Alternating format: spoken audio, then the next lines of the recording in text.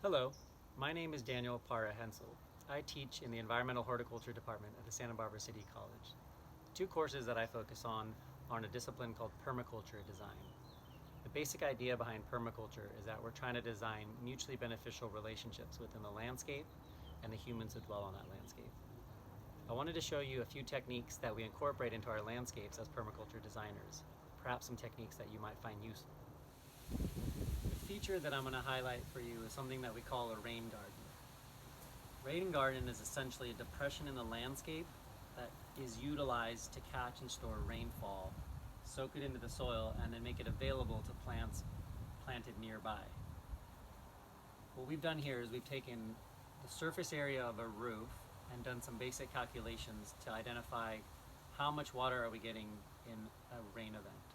Essentially what we've done is redirected the downspouts from the gutters into this little depression with rocks that then flows downwards and then integrates into the soil, into the landscape.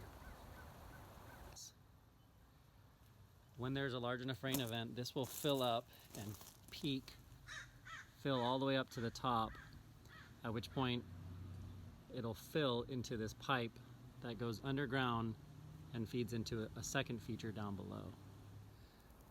Another example is composting. In this case, what we have here is what we call vermiculture or vermicomposting. What we do is we take a specific type of worm, what's called the red wiggler worm, that is really efficient at breaking down organic matter and turning it into soil. The food scraps are added on a weekly basis and the worms consume it over time. Once the castings are ready, they're pulled out from the worm bin and incorporated into the garden to grow healthy vegetables. In our garden beds, we like to incorporate a technique called companion planting. Companion planting refers to when you put two different plants together in a way that offers benefit to either plant. In this case, what we've done is incorporated lettuce in association with green onions. The green onions help deter pests from the lettuce, and the lettuce does not inhibit the growth of the onions. Another example of companion planting is lettuce, carrots, and radish. Lettuce have really shallow root systems and they don't dig too deep into the soil to pull up nutrients, whereas carrots and radish do. Due to the different soil profiles that these plants interact with, they're not competing for nutrients with one another, therefore they're a nice plant to put near one another. Another example of companion planting is planting tomatoes and basil together.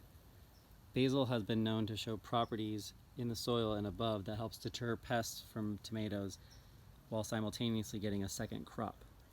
Thank you for taking the time to watch this video. If you have any questions, feel free to email me.